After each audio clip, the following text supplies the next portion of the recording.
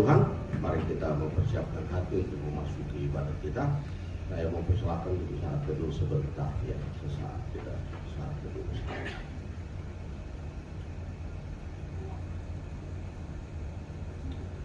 Amin. Saya undang jemaat untuk berdiri. Kita akan menaikkan pujian hormat bagi Allah Bapa.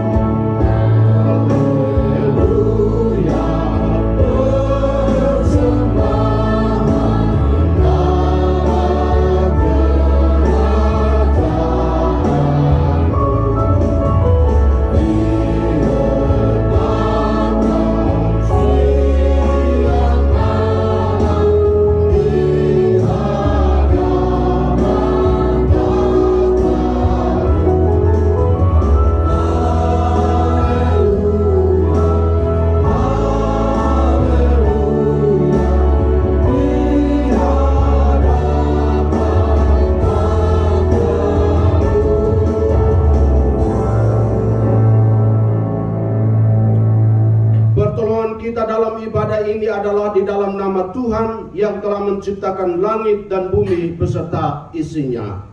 Kasih karunia, rahmat dan damai sejahtera Allah Bapa dan Kristus Yesus Tuhan kita menyertai saudara-saudara sekalian.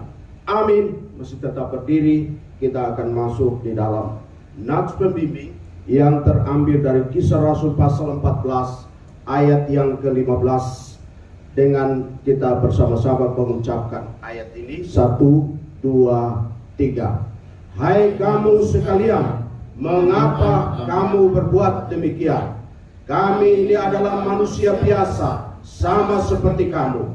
Kami ada di sini untuk memberitakan Injil kepada kamu, supaya kamu meninggalkan perbuatan yang sia-sia ini dan berbalik kepada Allah yang hidup, yang telah menjadikan langit dan bumi, laut dan segala isinya. Amin. Silakan duduk kembali. Saya persilakan kepada saudara kita Felix memimpin kita dalam pujian.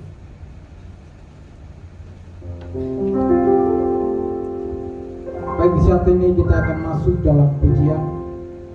Kita angkat pujian mengatakan bangkit surga nama Yesus.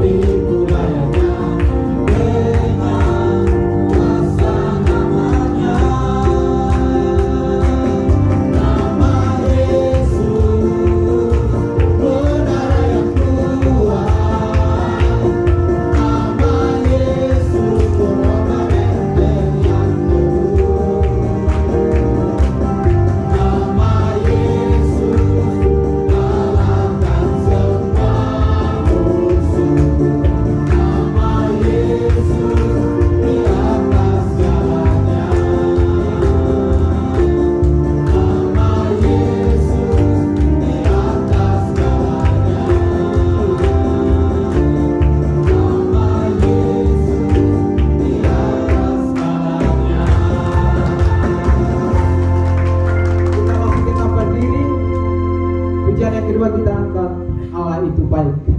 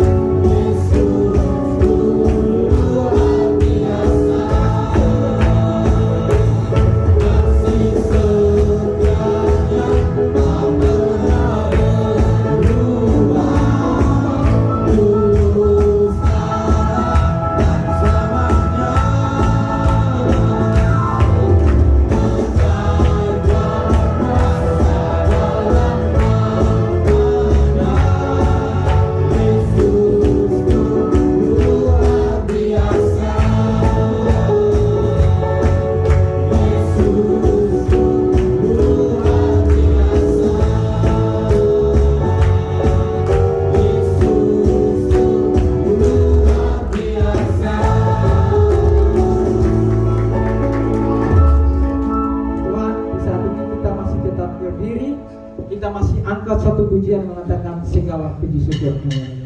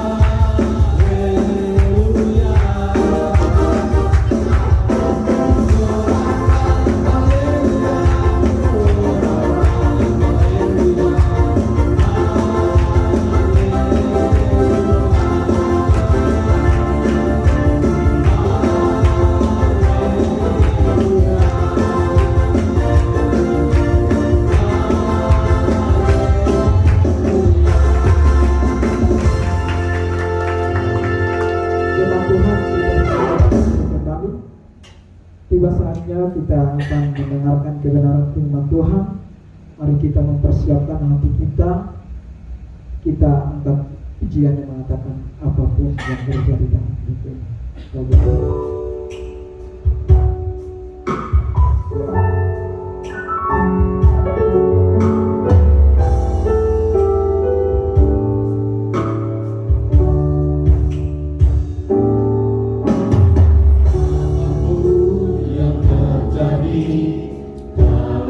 Hidupku ini tak pernah kuragukan kasih-Mu Tuhan.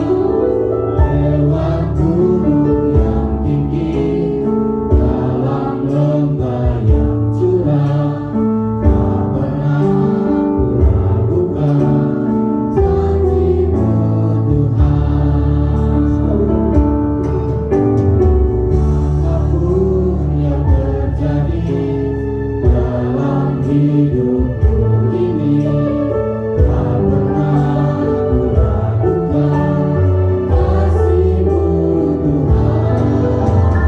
Lewat gunung yang tinggi, dalam lembah yang curam, tak pernah kuragukan janji-Mu Tuhan.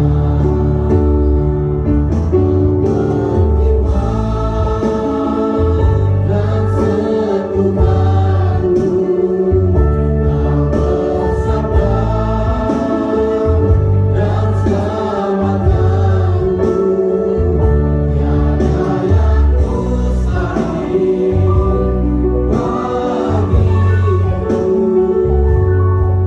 Yesus, ku percaya padamu.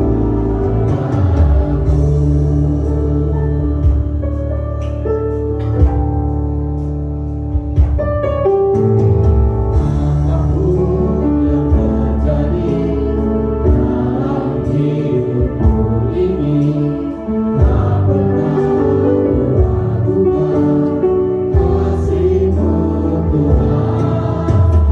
Lewat gunung yang tinggi, dalam lembah yang curam, tak pernah kuragukan janji-Mu Tuhan.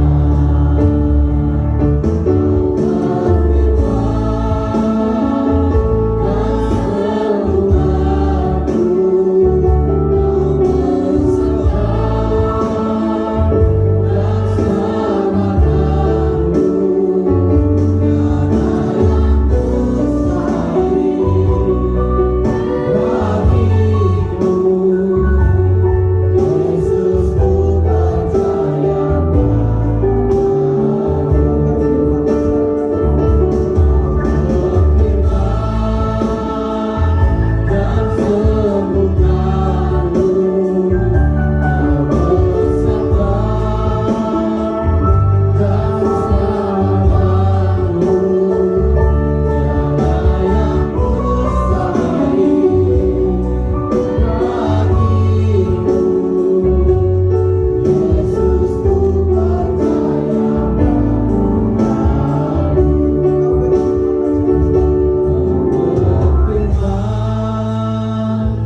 dan sembuhkanku, Kau bersabda,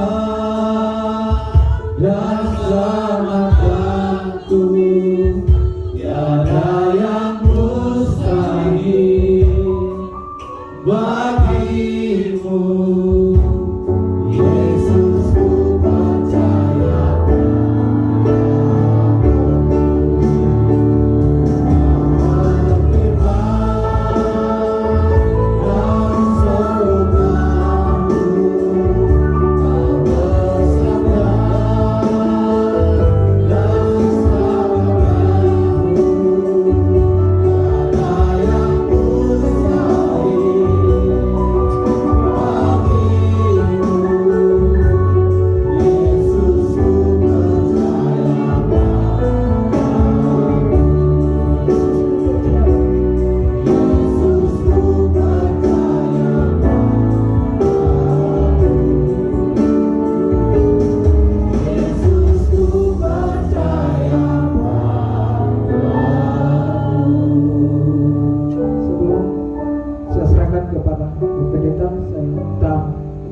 guru sekolah minggu dan anak-anak sekolah minggu dipersiapkan.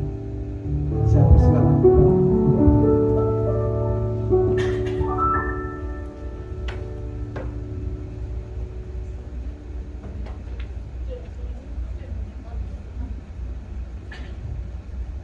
kita sebelum dengarkan kebenaran firman Tuhan, mari teduhkan hati kita di hadapan Tuhan dan kita berdoa.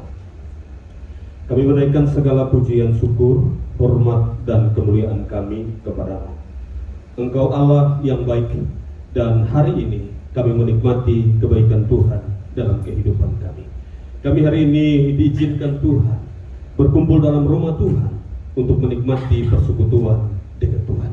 Kami tahu secara iman Engkau hadir di tempat ini untuk melawat kami, sehingga kami bersuka cita ada di tempat ini. Kami sebentar akan diperdengarkan kebenaran firman Allah, yang kami meyakini bahwa hanya firman Allah saja yang mampu menegur kami, yang mampu menyatakan kesalahan kami, yang mampu membuat kami mengerti kehendak Tuhan, dan yang mampu untuk membuat kami memahami Tuhan lewat kebenaran firman Allah. Sebab itu berbicaralah melalui hamba-Mu ini, dan kami semua yang mendengar diurapi oleh-Mu, Roh-Mu yang kudus, sehingga kami setelah firman ini selesai nanti, kami akan menerima berkat kebenaran firman Tuhan untuk menjadi panutan bagi kehidupan kami ke depannya. Terima kasih Bapa yang baik, kami mengucap syukur dan kami siap mendengarkan firman Allah. Haleluya. Amin. Salam. Oke, puji nama Tuhan. Terima kasih buat Bapak dan Ibu Gembala buat kesempatan untuk melayani Tuhan di tempat ini. Saya Evangelis Manase Bandi. Saya biasa di kampus dipanggil Pak Adi, dan ini saya punya beberapa mahasiswa yang hari ini hadir di tempat ini, dan saya bersyukur bahwa mereka menjadi bagian yang dipilih untuk melayani Tuhan. Dan saya yakin juga Bapak Ibu juga orang-orang hebat yang walaupun keadaan susah tapi tetap bertahan dalam iman untuk Tuhan. Amin. Amin. Baik, Bapak Ibu dan Saudara yang terkasih dalam nama Tuhan Yesus Kristus, hari ini saya akan berbicara dengan tema yang dikasih buat saya, keluarga yang ikut terlibat dalam karya keselamatan Allah. Firman Tuhan yang hari ini saya pilih, saya ambil dari 2 Timotius pasal 1 ayat 3 sampai ayatnya yang ke-11. Nanti firman ini kita akan baca secara balas-balasan. Saya baca ayatnya yang ketiga, Bapak, Ibu, dan Saudara sekalian baca ayat yang keempat. Firman Tuhan ini kita silih berganti sampai ayatnya yang ke-11. Dengan judul perikop dari Lembaga Alkitab Indonesia, ucapan syukur dan nasihat untuk bertekun. Ayat 3. Aku mengucap syukur kepada Allah yang kulayani dengan hati nurani yang murni, seperti yang dilakukan nenek moyangku, dan aku selalu mengingat engkau dalam permohonanku, baik siang maupun malam. Dan apabila aku tergenang akan air matamu yang kau curahkan, aku ingin melihat engkau kembali, supaya penuhlah. Sebab aku teringat akan imanmu yang tulus ikhlas, yaitu iman yang pertama-tama hidup di dalam nenekmu Lois dan di dalam ibumu Eunike, dan yang aku yakin hidup juga di dalam dirimu. Karena itulah peringatkan engkau untuk menguatkan dunia Allah yang ada padamu oleh penumpahan tanganku atasmu. Sebab Allah memberikan kepada kita bukan roh ketakutan, melainkan roh yang membangkitkan kekuatan, kasih, dan ketertiban. Jadi janganlah malu bersaksi tentang Tuhan kita, dan janganlah malu karena aku, seorang hukuman karena dia, melainkan berita kita diinjil oleh kekuatan Allah. Dialah yang menyelamatkan kita dan memanggil kita dengan panggilan kudus, bukan berdasarkan perbuatan kita, melainkan berdasarkan maksud dan kasih karunia-Nya sendiri, yang telah dikaruniakan kepada kita dalam Kristus Yesus sebelum permulaan zaman.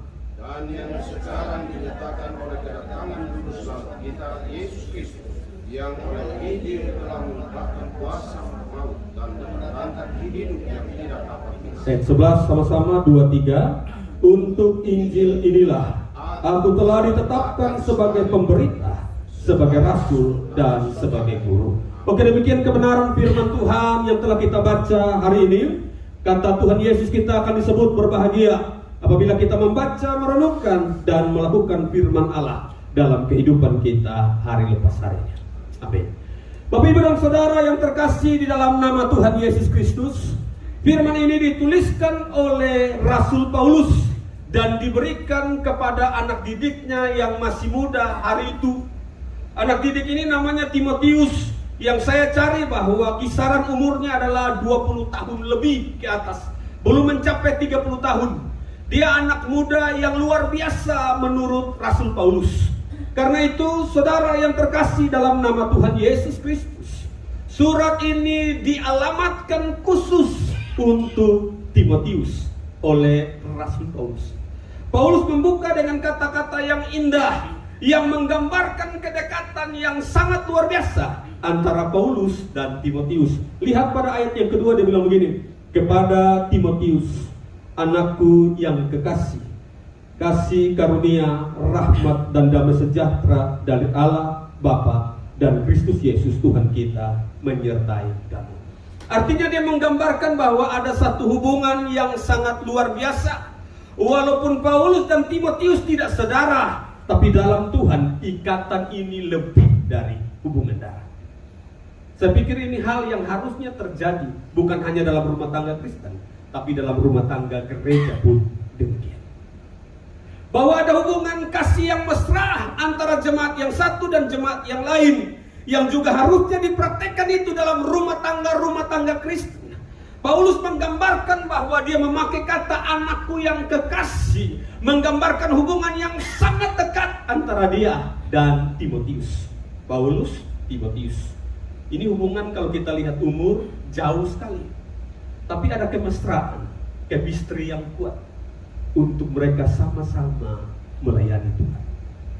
Saudara yang terkasih dalam nama Tuhan Yesus Kristus, firman ini, tulisan ini dituliskan oleh Paulus waktu dia ada di dalam penjara. 1 ayatnya yang ke-8 demikian bunyinya. Jadi janganlah malu bersaksi tentang Tuhan kita, dan janganlah malu karena aku seorang hukuman. Jadi artinya hari itu Paulus menuliskan surat ini, memberikan surat ini kepada anak yang sangat dikasihinya, yang tadi saya bilang walaupun tidak ada hubungan darah, tetapi hubungan yang sangat mesra terjalin dari antara Rasul Paulus dan Timotius karena sebuah pelayanan.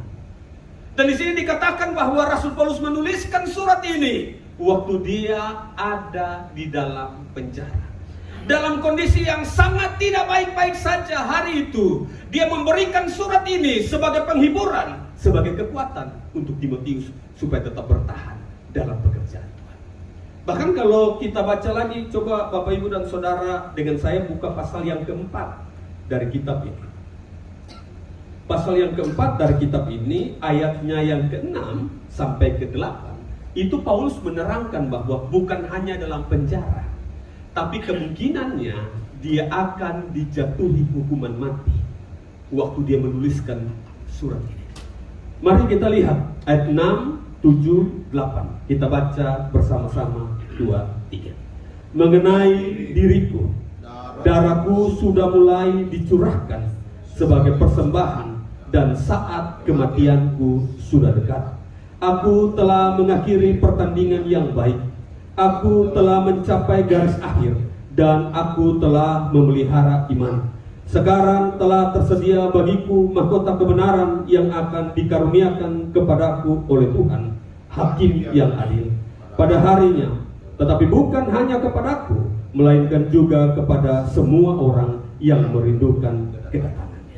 Jadi artinya dari bagian ini Paulus waktu menuliskan surat ini, dia menggambarkan bahwa dia tidak akan pernah berhenti melayani sampai akhir masa hidupnya. Dia tidak akan pernah berhenti memberitakan tentang Tuhan. Dia tidak akan pernah memberitakan tentang salib Tuhan. Dia tidak akan pernah memberitakan tentang kasih Tuhan bagi semua orang sampai batas akhir kehidupannya. Dan saya pikir bahwa seharusnya rumah tangga Kristen pun mengambil bagian dan peran yang sama seperti Rasul Paulus. Kadang-kadang orang berpikir gini, tugas memberitakan firman Allah itu tugas pendeta, tugas pelayan-pelayan Tuhan. Saya kalau dibilang begitu suka jawabnya begini, yang saya khotbahkan adalah tentang kasih Tuhan bagi saya, yang otomatis saya menerimanya dan Bapak Ibu dan Saudara juga menerima kasih Tuhan. Amin. Amin. Yang saya beritakan adalah karya Kristus disalib untuk menyelamatkan saya. Saya menerima keselamatan itu sehingga saya berbicara tentang keselamatan itu bagi orang lain. Ternyata bukan saya saja yang menerima karya keselamatan. Bapak Ibu dan Saudara juga menerima karya keselamatan itu. Amin. Saya memberitakan tentang pengampunan yang saya dapat waktu saya percaya kepada Kristus. Tapi ternyata bukan hanya saya menerima pengampunan itu. Bapak Ibu dan Saudara juga menerima pengampunan itu. Amin. Yang artinya bahwa tugas untuk terus melayani Tuhan. Seperti dalam bagian ini dituliskan pada tema khotbah kita hari ini. Keluarga yang ikut terlibat dalam karya keselamatan Allah. Dari sini saya bilang bahwa bukan hanya Paulus yang harus terlibat dalam karya keselamatan Allah bagi dunia ini. Bukan hanya saya, bukan hanya Bapak dan Ibu pendeta di tempat ini, tapi seluruh keluarga Kristen yang sudah menerima pengampunan Tuhan, yang sudah menerima karya salib dari Tuhan, wajib dan harus patut ikut serta dalam karya keselamatan Tuhan. Dimulai dari keluarga kita. Saudara yang terkasih dalam nama Tuhan Yesus Kristus, bagi saya firman ini menarik. Karena ini sepertinya tulisan terakhir Paulus untuk Timotius. Karena tadi saya bilang pasal 4 menerangkan, sepertinya sedikit lagi dia akan dijatuhi hukuman mati waktu dia dipenjarakan. Tapi waktu dia teringat tentang Timotius, dia menyampaikan surat ini kepada Timotius, dituliskan khusus, dialamatkan khusus untuk Timotius. Seorang anak muda yang tadi saya bilang umurnya 20 tahun lebih. Beberapa penafsir mengatakan demikian, yang artinya masih muda, masih sangat muda. Paulus hari itu memberikan dia tanggung jawab untuk menggembalakan di Efesus. Orang-orang pintar di sana, orang rambut putih di sana, orang berhikmat di sana, orang berpendidikan di sana. Muncullah satu anak muda di sana sebagai pelayan. Nah, Bapak Ibu dan Saudara yang terkasih dalam nama Tuhan Yesus, sesuai dengan tema kita, keluarga yang ikut terlibat dalam karya keselamatan Allah. Saya melihat di sini, ini menarik karena dalam ayat yang kelima, itu Paulus bilang begini, ayat 5. Sebab aku teringat akan imanmu yang tulus ikhlas. Ini waktu dia tuliskan surat ini, dia sampaikan kepada Timotius bilang begini, waktu aku ada di penjara pun, aku teringat akan imanmu yang tulus ikhlas. Dia bilang begini, dia hari itu dari dalam penjara, sebentar lagi akan mendapatkan hukuman mati. Tapi dia bilang begini, aku teringat kepada engkau, seorang anak muda, 20 tahun lebih. Dan yang dia ingat dari anak muda ini adalah tentang iman anak muda ini. Saya pikir gini Bapak Ibu, kadang-kadang kalau kita bicara tentang anak muda, yang diingat orang kebanyakan adalah tentang prestasinya dia. Mungkin secara akademik, kalau dia pandai, kalau dia pintar, itu biasanya akan diingat oleh banyak orang lain. Waktu mereka berkunjung satu keluarga, tanya, anakmu yang ini di mana? Oh, pintar banget dia ya. Secara akademik bagus banget. Kuliah di mana? Prestasi IP-nya bagus. Itu menjadi kebanggaan. Dan itu yang paling banyak diingat kalau berbicara tentang anak muda. Ini yang pertama. Prestasi akademiknya, pintar orangnya, itu paling banyak diingat oleh orang lain kalau berbicara tentang anak muda. Yang kedua, biasanya yang paling diingat tentang anak muda adalah tentang kejahatannya. Jadi kalau kita berkunjung ke satu keluarga, selain dia tanya anak yang berprestasi, kan pasti paling diingat. Kalau keluarga datang tuh pasti yang paling diingat adalah anak yang paling berharga nih. Baik prestasi dia secara akademik dan lain-lainnya, itu pasti paling ditanya, paling diingat oleh keluarga. Tapi itu, selain itu, biasanya yang normal-normal saja kurang diingat. Yang paling pintar secara akademik, dan yang kedua adalah yang kejahatannya ampun-ampunan lah. Itu yang biasa paling diingat. Kalau datang anakku tuh masih begitu ya, kelakuannya masih seperti itu ya, itu paling diingat. Tapi herannya di sini Rasul Paulus bilang begini, dia hari itu mengingat anak muda ini, tapi yang dia ingat anak muda inilah adalah soal imannya anak muda ini. Tapi yang menarik di sini, ketika dia menyebutkan bukan hanya iman yang dipraktekkan oleh Timotius hari itu. Tapi dia juga menggambarkan, menyebutkan hari itu ada 3 generasi dalam satu keluarga yang disebutkan namanya dalam suratnya. Ayat 5 bilang gini, sebab aku teringat akan imanmu yang tulus ikhlas, yaitu iman yang pertama-tama hidup dalam nenekmu Lois dan di dalam ibumu Eunike, dan aku yakin hidup juga di dalam dirimu. Jadi Paulus ketika dia memuji Timotius, dia tidak hanya membilang bahwa ini hanya iman Timotius yang luar biasa, tapi dia menggambarkan satu keluarga ini memiliki iman yang sangat luar biasa. Saya dapati kadang-kadang begini, neneknya imannya luar biasa, anaknya imannya luar biasa, kadang-kadang putus sampai di cucunya imannya biasa-biasa saja. Itu biasanya praktik banyak itu, mamanya bertekun dalam doa, turun sampai anaknya minta ampun kelakuannya, bertentangan 180 derajat dengan orang tuanya, putus sampai di situ.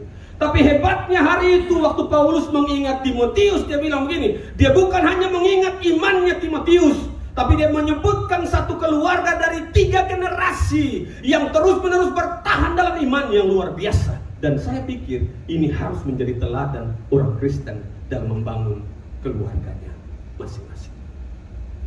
Bapak, Ibu, dan Saudara yang terkasih dalam nama Tuhan Yesus Kristus, iman dari Timotius terbangun dalam keluarganya. Pertanyaan saya buat Bapak Ibu yang membangun sebuah keluarga, seberapa pentingkah iman dalam keluarga Bapak Ibu dan Saudara sekalian? Karena hari ini saya lihat gini, bahwa ada banyak orang tua ketika mereka membuat list apa yang paling penting dalam rumah tangganya atau apa yang paling penting untuk anak-anaknya. Dalam daftar list itu kadang-kadang ada banyak keluarga yang menempatkan posisi pembentukan iman di dasar paling bawah, bahkan tidak ada dalam rumah tangga Kristen. Kadang-kadang banyak rumah tangga Kristen berpikir bahwa bicara soal pertumbuhan iman itu urusan gereja, bahwa dia ke sekolah minggu, stop di situ, urusan dan tanggung jawab gereja. Tapi dalam bagian ini Paulus menerangkan kepada saya, Bapak, Ibu, dan Saudara sekalian, bahwa urusan tentang pembangunan iman, urusan tentang iman, itu urusan yang paling pertama harus dimulai dari keluarga. Bapak, Ibu, dan Saudara, saya pikir waktu Eunike dan Lois mengajarkan tentang Tuhan bagi Timotius, itu bukan perkara yang gampang. Karena saya dapat data, kalau Bapak, Ibu, dan saya buka dalam kitab Kisah Para Rasul pasal 16, kita dapat data begini, mereka tinggal di Listra. Listra ini adalah salah satu kota di bawah koloni Romawi hari itu. Romawi mendominasi kuat daerah itu dengan budaya-budaya sekuler yang sangat luar biasa. Artinya bahwa Timotius hidup dalam budaya dan tradisi yang sangat sekuler hari itu. Di kota Listra ada satu tempat pusat penyembahan berhala yang sangat besar di tempat itu. Di sana jarang sekali, jadi orang Kristen jarang sekali di sana. Minoritas bisa dihitung pakai jari. Jadi artinya bagi saya bahwa waktu Eunike dan Lois mengajarkan iman kepada Yesus untuk Timotius, ini bukan perkara gampang. Karena tiap hari Timotius hidup dan besar di lingkungan di mana orang-orang tidak percaya Tuhan. Timotius hidup di lingkungan di mana orang-orang tidak peduli soal iman. Timotius hidup di lingkungan di mana orang hidup secara sekuler hari itu. Dan Lois serta Eunike bekerja keras untuk membangun iman Timotius. Ini bukan persoalan pertama, ada persoalan kedua. Persoalan kedua dalam rumah tangga ini adalah gini. Ternyata Lois dan Eunike itu orang Yahudi yang jadi Kristen dalam kitab Kisah Para Rasul. Tapi bapaknya Timotius itu orang Yunani yang bukan Kristen. Bukankah ini masalah dalam rumah tangga? Perbedaan keyakinan. Itu biasanya menjadi masalah kalau perbedaan keyakinan begini. Bapaknya orang Yunani, ibunya orang Yahudi yang sudah jadi Kristen. Kalau mereka tinggal di Israel, gak apa-apa. Semua orang di situ percaya Tuhan, tapi bedanya begini, bapaknya orang Yunani, ibunya orang Yahudi, yang hari itu sudah jadi Kristen, tinggalnya di kota Listra lagi. Bukankah ini jadi masalah? Bukankah ini jadi persoalan hari itu? Tapi hebatnya hari itu, kalau Bapak Ibu baca Kisah Para Rasul 16 ayat 1-3 dijelaskan, anak ini terkenal baik, Timotius. Dan itu peranan yang sangat luar biasa dari neneknya dan dari ibunya. Sehingga tadi saya bilang, hari ini rumah tangga Kristen menaruh posisi pertumbuhan iman anaknya itu dalam daftar list sesuatu yang paling penting dalam rumah tangganya. Taruh pada posisi yang mana? Karena biasanya gini, dalam daftar list itu orang kadang-kadang begini, pendidikan dia nomor 1, kebutuhannya nomor 1, setelah itu semua nomor 1 urutannya. Pertumbuhan iman kadang-kadang tidak diperhatikan dalam rumah tangga Kristen. Tapi saya bilang gini, dari bagian ini, ketika Paulus hari itu mengeluarkan surat, menuliskan surat ini dan memuji iman daripada Timotius, bagi saya ini sangat luar biasa keluarga ini. Mereka tinggal dalam keluarga yang berbeda keyakinan. Mereka hidup di tengah-tengah situasi dan tradisi budaya hari itu yang benar-benar tidak kenal Tuhan, yang hidup secara sekuler hari itu. Tapi iman Timotius terbangun dengan benar dan dengan baik. Pertanyaan saya waktu menyiapkan firman ini adalah begini, apa penting sih anak kita dibekali dengan iman yang benar? Saudara, waktu di Listra, tadi saya bilang ya, budayanya berbeda. Tempat penyembahan berhala di mana-mana. Orang hidup secara sekuler. Anak ini membatasi dirinya, tidak terlibat dalam pergaulan-pergaulan yang tidak baik, tidak terlibat dalam hal-hal yang tidak baik. Kisah Para Rasul 16 ayat 1-3 jelaskan, anak ini terkenal baiknya. Bahkan di dalam bagian ini pun, di dalam 2 Timotius di situ bilang begini, dia ini adalah anak yang sudah kenal Alkitab dari masa kecilnya. Yang artinya bahwa peranan neneknya dan peranan ibunya begitu penting bagi dia. Dan saya bilang, pertumbuhan iman dalam keluarga Kristen itu harusnya menjadi urutan paling pertama yang harus kita taruh ketika membangun keluarga. Anak-anak saya harus dididik dalam pertumbuhan iman yang benar. Itu harus ditaruh dalam keluarga Kristen. Kenapa? Karena zaman makin berubah, kondisi makin berubah. Tidak hanya di Listra. Saya pikir anak muda ini hebat, karena dijelaskan di sini. Dia hidup di tengah-tengah situasi ini. Coba baca 2 Timotius pasal 3. Kita mulai ayat 1-5. Ini situasi akhir zaman di mana anak muda ini hidup. Tapi dia bertahan dengan iman Kristennya yang sangat luar biasa. Dan saya pikir ini adalah perkara yang hebat. Amin. Mari kita lihat 2 Timotius pasal 3 ayat 1 sampai ayat 5. Ini dituliskan begini. Keadaan manusia pada akhir zaman. Mulai baca 1, 2, 3. Ketahuilah bahwa pada hari-hari terakhir akan datang masa yang sukar. Manusia akan mencintai dirinya sendiri dan menjadi hamba uang. Mereka akan membual dan menyombongkan diri. Mereka akan menjadi pemfitnah. Mereka akan berontak terhadap orang tua dan tidak tahu berterima kasih. Tidak mempedulikan agama, tidak tahu mengasihi, tidak mau berdamai, suka menjelekkan orang, tidak dapat mengekang diri, garang, tidak suka yang baik, suka mengkhianat, tidak berpikir panjang, berlagak tahu, lebih menuruti hawa nafsu daripada menuruti Allah. Secara lahiriah mereka menjalankan ibadah mereka, tetapi pada hakikatnya mereka memungkiri kekuatannya. Jauhilah mereka itu.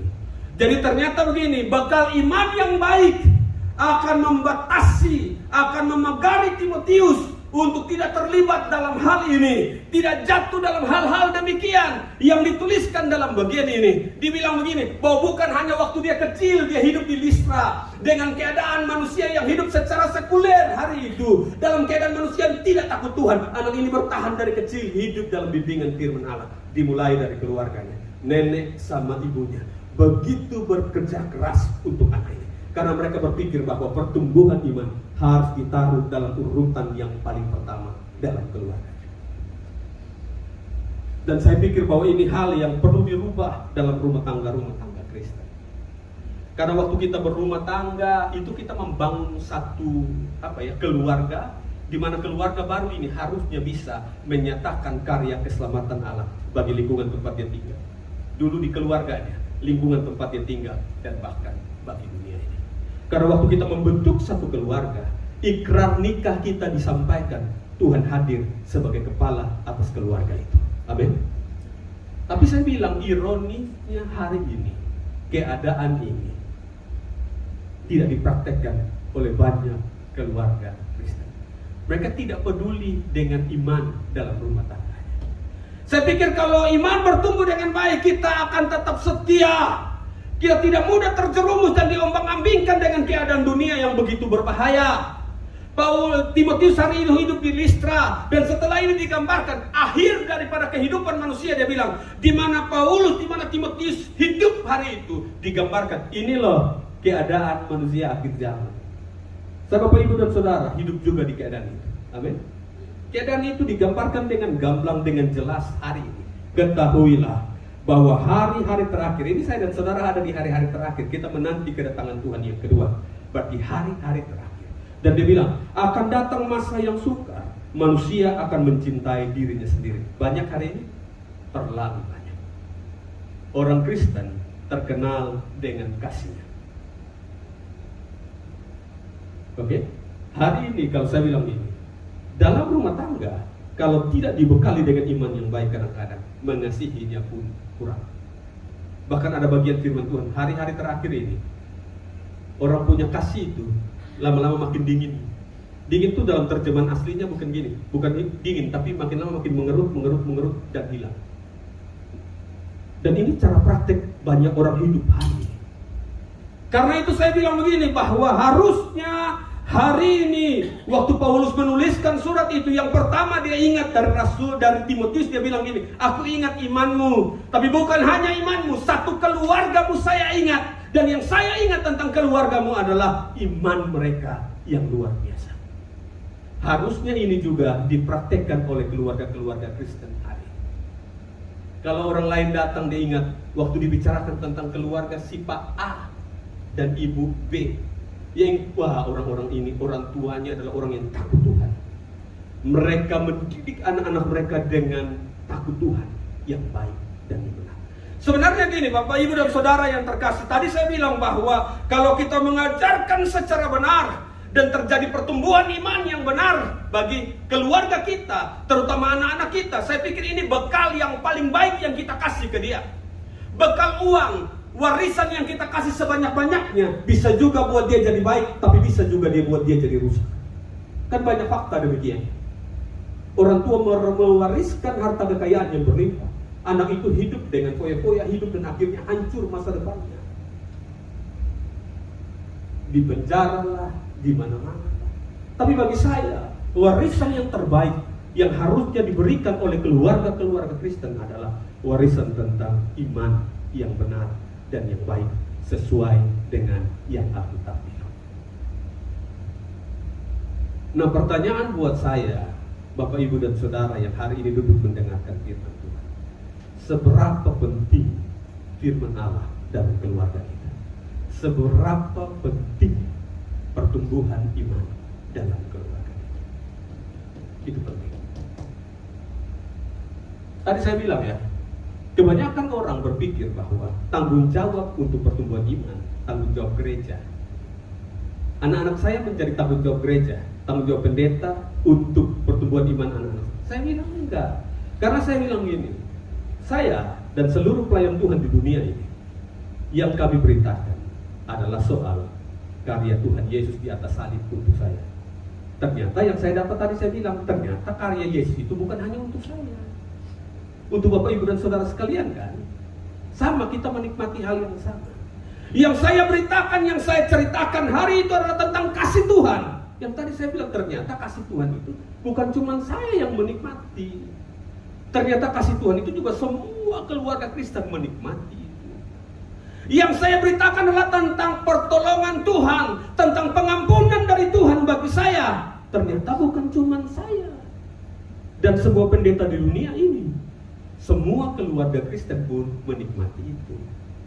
Jadi artinya untuk mendatangkan, memberitakan, terlibat harusnya tanggung jawab semua keluarga Kristen di muka bumi. Tapi pertanyaannya begini, bagaimana keluarga-keluarga ini bisa mau mengambil bagian dalam karya keselamatan kalau mereka tidak dibekali dan tidak mau? Urusan tentang iman, urusan tentang firman Allah, urusan tentang pengetahuan tentang Allah, itu urusan yang taruh di prioritas yang mungkin tidak ada dalam daftar list tentang hal-hal yang penting dalam rumah tangga. Kalau demikian, saya pikir kita mewariskan sesuatu yang salah bagi generasi kita. Keadaan dunia ke depannya akan tidak baik-baik saja. Saya pikir bekal uang itu tidak menjadi pagar yang bagus untuk mereka bisa bertahan dengan keadaan dunia yang tidak baik-baik saja. Kemarin waktu kita dihantam COVID kan banyak keluarga yang stres. Kehilangan pekerjaan, kehilangan keluarga dan segala macam stres. Saya pikir yang bisa bertahan adalah warisan iman yang baik. Keadaan-keadaan yang terjadi itu tidak merubah apapun dalam dirinya. Saudara yang terkasih dalam nama Tuhan Yesus, hari ini kita melihat dalam bagian ini yang tadi saya bilang bahwa Timotius menuliskan firman ini dari dalam penjara, dalam keadaan yang tidak baik-baik saja. Tapi waktu dia tahu bahwa Timotius ini dia anggap sebagai anak, dia teruskan firman ini, dituliskan bagi Timotius. Dalam keadaan apapun, jangan menyerah, terus terlibat dalam karya keselamatan Allah bagi dunia. Saudara, yang pertama tadi saya bilang, waktu surat ini disampaikan, dia mengingat iman, tapi bukan hanya iman daripada Timotius, tapi satu keluarga dalam 3 generasi, nenek, ibu, dan Timotius. Yang tadi saya bilang bahwa kondisi untuk bisa ajarkan Timotius, kondisi keluarga ini bukan dalam keadaan yang nyaman. Suaminya orang Yunani, mereka tinggalnya di Listra, dan ini persoalan besar. Tapi bagi saya bahwa Lois dan Eunike hari itu berhasil. Mereka berhasil mendidik anak ini. Dibilang begini, dari kecil anak ini sudah tahu firman Allah. Dari kecil anak ini sudah hidup dalam firman Allah. Sampai besar dia terus terlibat dalam pekerjaan pelayanan Tuhan. Sampai besar, sampai akhir hidupnya, dia terlibat terus dalam karya keselamatan yang Allah berikan baginya.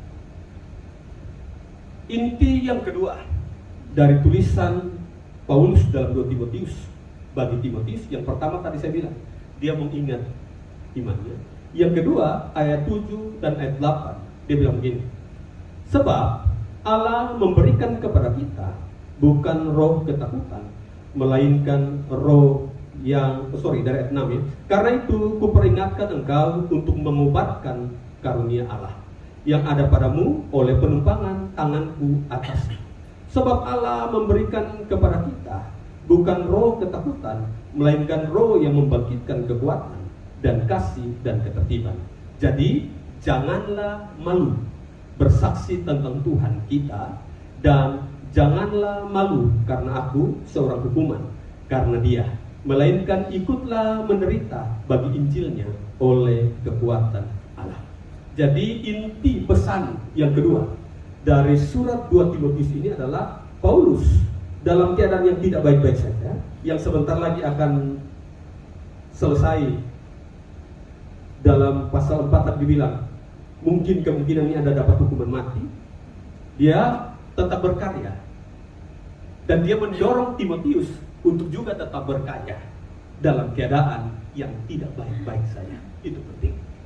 Makanya di sini dia bilang dalam ayat 6, dia bilang, karena itu kuperingatkan engkau untuk mengobarkan karunia Allah yang ada padamu oleh penumpangan tangan. Saudara yang terkasih dalam nama Tuhan Yesus Kristus, kata mengorbankan ini, kalau saya lihat dalam bahasa Yunani itu dari kata anasopireo.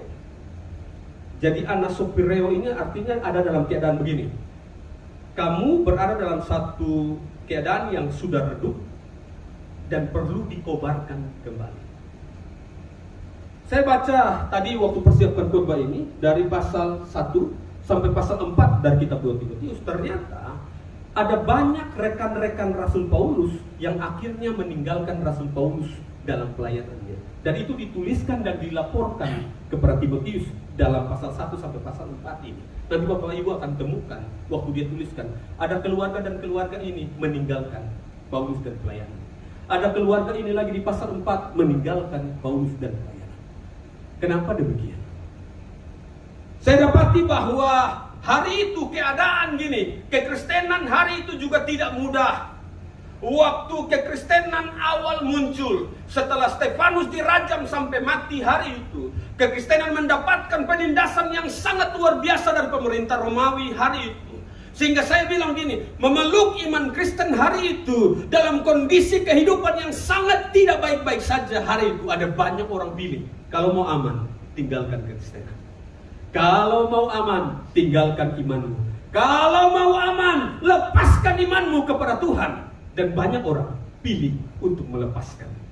Banyak orang pilih untuk meninggalkan, mereka punya tanggung jawab untuk terlibat dalam pekerjaan pelayanan Tuhan bagi muka bumi ini. Sehingga hari itu Paulus bilang begini kepada Timotius, kamu harus tetap berkorban. Harus tetap. Kobarkan lagi, dia bilang. Ayat 6, karena itu kuperingatkan engkau untuk mengobarkan karunia Allah. Jadi melihat keadaan, itu kadang-kadang iman ini turun ke bawah. Kadang-kadang kita mau terlibat dalam pekerjaan Tuhan, memberitakan tentang Tuhan Yesus bagi banyak orang.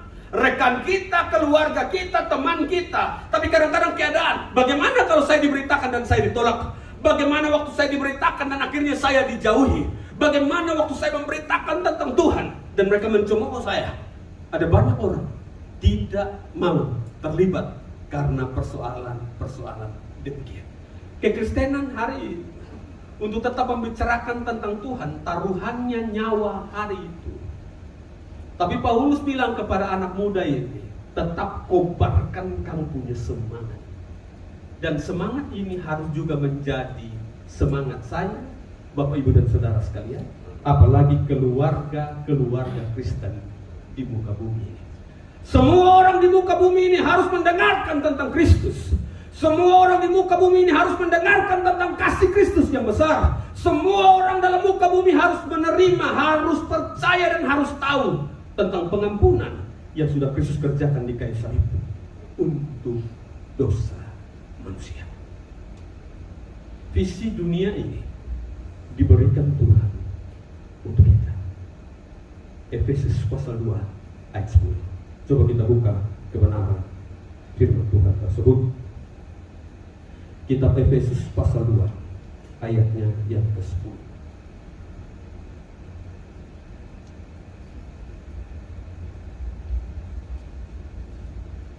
Dibilang gini, ini pekerjaan Allah yang sudah dipersiapkan dari awal sebenarnya untuk saya, Bapak Ibu dan Saudara. Dia bilang gini, kita baca mulai dari ayat 8 saja ya, supaya baik dan kita paham. Sebab karena kasih karunia kamu diselamatkan oleh imanmu. Itu bukan hasil usahamu, tapi pemberian Allah. Saya dan Bapak Ibu sudah terima ini ya, semua sudah menerima. Itu bukan hasil pekerjaanmu. Jangan ada orang yang memegahkan diri. Karena kita ini buatan Allah, diciptakan dalam Kristus Yesus untuk melakukan pekerjaan baik. Apa itu? Yaitu tentang kasih Tuhan ini harus diberitakan bagi dunia ini, yang dipersiapkan Allah sebelumnya. Ia mau supaya kita hidup di dalamnya. Jadi pekerjaan baik yang Allah persiapkan untuk dunia ini, harusnya itu menjadi pekerjaan yang harus dikerjakan oleh semua orang yang percaya kepada-Nya. Karena itu betullah tema hari ini. Kita harus menjadi keluarga yang ikut terlibat dalam karya keselamatan Allah. Amin. Siap. Nah, itu penting. Pertama, dari kebenaran firman ini, bekalilah generasi kita dengan iman yang benar dan Kristus. Kalau sudah kita bekali ini dengan baik dan benar kepada mereka, doronglah mereka dalam semua kemampuan, kapasitas mereka, kelebihan mereka. Pergunakan itu untuk terlibat dalam visi Allah bagi dunia ini. Ini tanggung jawab kita semua. Karena itu, biarlah kebenaran firman ini yang kita belajar dari Timotius dan keluarganya juga menjadi kebenaran yang kita praktekkan dalam keluarga kita. Jangan stop di Bapak Ibu dan Saudara yang duduk di sini. Kita harus punya visi bahwa anak-anak saya juga nanti dan keluarga tetap duduk, tetap terlibat dalam pelayanan Tuhan. Bahkan generasi lagi cucu-cucu kita juga, kita harus mampukan mereka bahwa mereka juga harus duduk dan terlibat dalam visi Tuhan bagi dunia ini. Tuhan Yesus memberkati kita. Amin.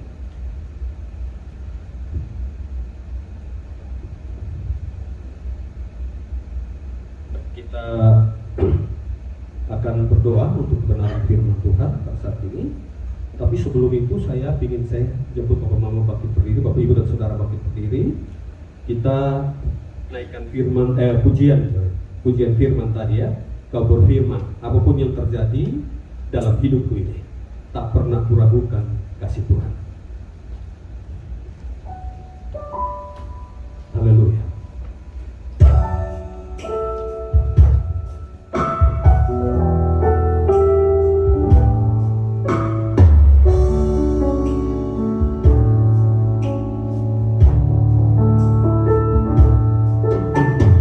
Apapun yang terjadi dalam hidupku ini, tak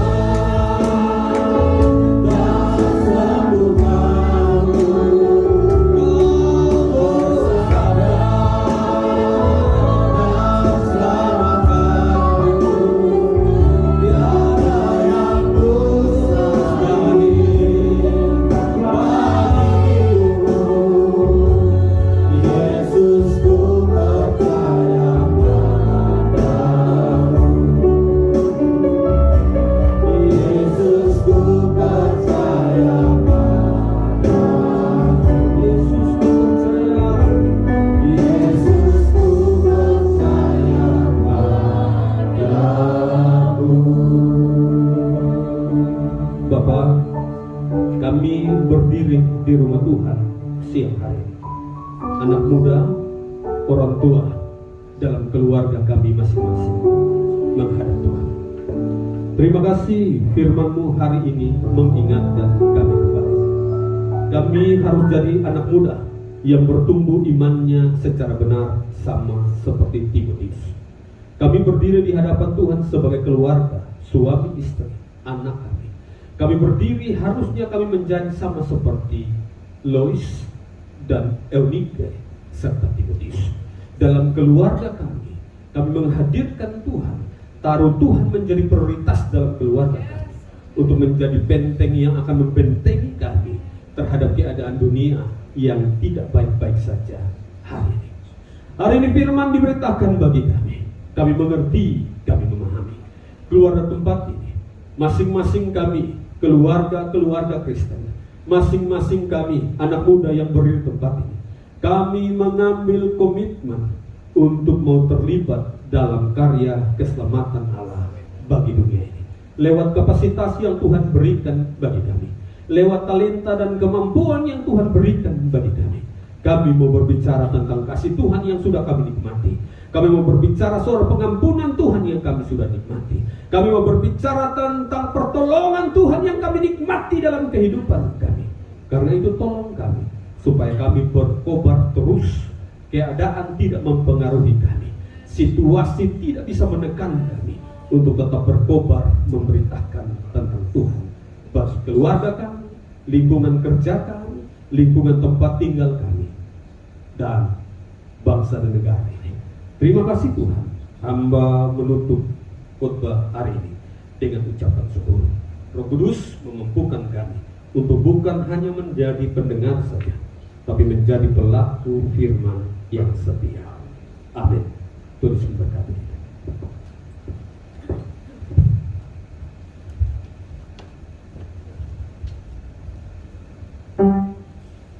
Silakan duduk kembali. Terima kasih kepada Bapak Evangelis Manasebati yang telah menyampaikan kebenaran firman Tuhan. Kiranya Tuhan Yesus memberkati. Tiba saatnya kita akan memberikan persembahan bagi Bapak Ibu yang sedang online maupun kita yang hadir di saat ini. Saat ini kita akan memberikan persembahan. Kita angkat pujian yang mengatakan betapa kita tidak bersyukur.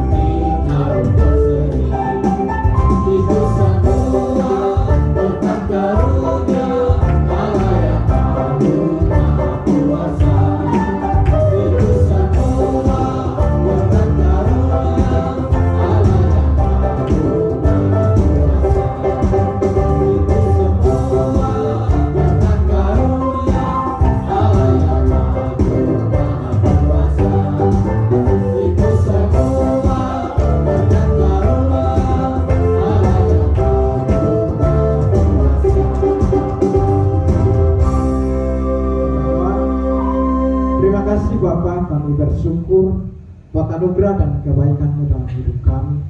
Tuhan telah menuntun ibadah kami dari awal pertengahan hingga sampai saat ini Tuhan. Bahkan kebenaran firman Tuhan yang telah kami dengar dan di waktu Saat ini Tuhan, kami telah memberi persembahan. Biarlah Tuhan memberkati setiap persembahan kami berikan, dan untuk layak dipakai di tengah-tengah dunia ini. Terima kasih Bapa, kami bersyukur dan berdoa kepadamu. Haleluya. Amin. Saya persilakan Tuhan. Amin.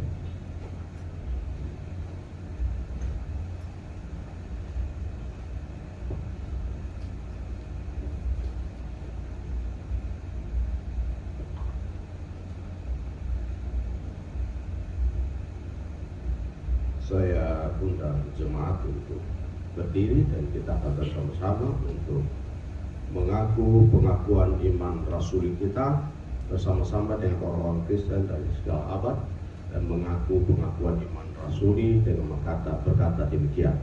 Aku percaya kepada Allah, Bapa yang Maha Kuasa, ahli langit dan bumi, dan kepada Yesus Kristus anaknya yang tunggal Tuhan kita, yang dikandung daripada Roh Kudus, lahir dari anak darah Maria, yang menderita di bawah pemerintahan Pontius Pilatus, disalibkan, mati dan dikuburkan, turun ke dalam kerajaan maut, pada hari yang ketiga bangkit dari antara orang mati, naik ke surga, duduk di sebelah kanan Allah, Bapa yang Maha Kuasa, dan akan datang dari sana untuk menghakimi orang yang hidup dan yang mati.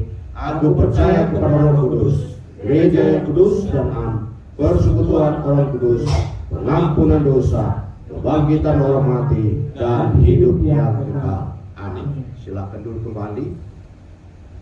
Kita akan masuk di dalam doa syafaat, dan saya pimpin Bapak Ibu Saudara yang akan bertumbuh di dalam hati, ya, tumbuh di dalam doa. Dan kita akan akhiri dengan doa Bapa kami. Mari kita berdoa. Bapa di surga, terima kasih untuk ibadah kami hari ini. Terima kasih untuk firman Tuhan yang menegur, mengingatkan, bahkan memberikan kami semangat untuk mempraktikkan firman itu. Terima kasih ya Tuhan untuk firman-Mu, dan juga terima kasih untuk persembahan yang kami telah memberikan, baik persembahan ucapan syukur, perpuluhan, dan juga persembahan-persembahan diakonia, baik yang ada di dalam ruangan ini maupun yang sedang mengikuti ibadah live streaming. Kami berdoa Tuhan menolong sehingga semua kami yang ambil bagian hari ini dalam persembahan diberkati oleh Tuhan. Terima kasih Tuhan. Ini berdoa menyerahkan ya Tuhan jemaat-jemaat kami yang hari ini tidak hadir, pergumulan masing-masing baik pribadi, keluarga, bahkan pergumulan pekerjaan. Tuhan tolong dan Tuhan tilik umat-Mu, Tuhan memberkati umat-Mu dalam segala pergumulan mereka. Kami berdoa ya Tuhan, kiranya Engkau menjaga melihara umat-Mu, sehingga di minggu-minggu yang akan datang mereka akan hadir kami bersama di tempat ini untuk menyembah Tuhan, melayani Tuhan, menyenangkan Tuhan melalui pujian dan firman Tuhan. Terima kasih ya Tuhan, terima kasih. Kami berdoa, kami menyerahkan anak-anak kami dalam tangan Tuhan. Pendidikan anak-anak kami diberkati oleh Tuhan, masa depan anak-anak kami diberkati oleh Tuhan, keluarga kami diberkati oleh Tuhan. Kami berdoa sehingga keluarga-keluarga kami berada di dalam naungan, dalam pertolongan, dalam kasih karunia Allah, sehingga kami semua diberkati dan menjadi berkat bagi banyak orang di mana kami berada, di mana kami bergaul, di mana kami bekerja. Terima kasih ya Tuhan, terima kasih. Kami berdoa, kami mengucap syukur dan menopang seluruh jemaat Tuhan dalam tangan pengasihan Tuhan. Bapa di surga, terima kasih. Kami juga berdoa, kami menyerahkan bangsa dan negara kami ya Tuhan, Indonesia. Kami berdoa untuk situasi dan kondisi bangsa kami. Kiranya Tuhan menolong sehingga bangsa ini tetap berada dalam kontrol Tuhan. Kami berdoa bagi presiden kami dan wakil presiden, para menteri. Kami berdoa di dalam nama Yesus Tuhan pelihara mereka, sehingga setiap keputusan ada di dalam kontrol Tuhan. Kami berdoa untuk situasi keamanan, situasi ekonomi, situasi hukum. Kami berdoa kiranya Tuhan campur tangan. Kami menyerahkan ya Tuhan untuk TNI dan Polri tetap kompak untuk keamanan bangsa kami Indonesia. Terima kasih ya Tuhan, terima kasih. Kami bersyukur kepada-Mu ya Tuhan, bahwa hari ini kami semua diberkati oleh Tuhan kami bisa menaikkan setiap doa syafaat kami yang kami sebutkan ataupun yang sekarang kami ucapkan dalam hati kami, dalam batin kami yang terdalam. Tuhan, kiranya Engkau mendengarkan setiap seru doa kami, karena kami menaikkan setiap doa kami, doa syafaat kami. Kami tahu Tuhan mendengarkan, karena kami naikkan di dalam nama Tuhan Yesus Kristus yang telah mengajar kami berdoa bersama. Bapa kami yang di sorga, dikuduskanlah namamu, datanglah kerajaanmu, jadilah kehendak-Mu di bumi seperti di sorga. Berikanlah kami pada hari ini makanan kami yang secukupnya, dan ampunilah kami akan kesalahan kami, seperti kami juga mengampuni orang yang bersalah kepada kami. Dan janganlah bawa kami ke dalam percobaan, tetapi lepaskanlah kami daripada yang jahat, karena Engkau yang punya kerajaan dan kuasa dan kemuliaan sampai selama-lamanya. Amin. Bapak saudara, saya undang untuk berdiri dan kita akan menutup ibadah kita dengan satu pujian.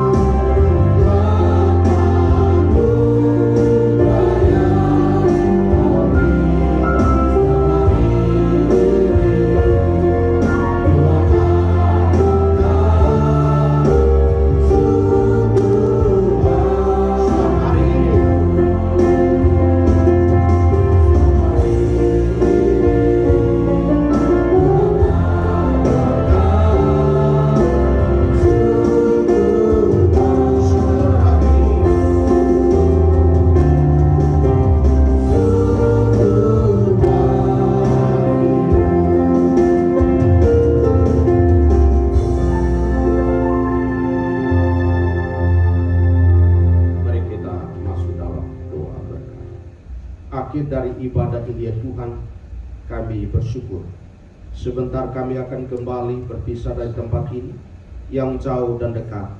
Tuhan, kiranya Engkau menyertai kami, menyertai hamba-Mu yang sudah menyampaikan firman Tuhan kepada kami, menyertai dalam pelayanan. Hamba-Mu diperlengkapi, diberikan hikmat, terus melayani Tuhan dalam keberadaannya. Tuhan memberkati. Terima kasih ya Tuhan, terima kasih. Jemaat Tuhan, arahkan hatimu dan terimalah berkat Tuhan. Di dalam nama Tuhan Yesus diberkatilah keluargamu. Di dalam nama Tuhan Yesus diberkatilah kesehatanmu. Di dalam nama Tuhan Yesus diberkatilah pendidikan anak-anakmu. Dan diberkatilah segala pertumbuhanmu. Diberkatilah setiap langkahmu, mulai sekarang ini sampai selama-lamanya. Di dalam berkat kasih karunia Allah, anugerah yang berlimpah dalam Tuhan Yesus Kristus, persekutuan penghiburan Allah Roh Kudus menyertai engkau sekalian mulai saat ini sampai selama-lamanya. Amin.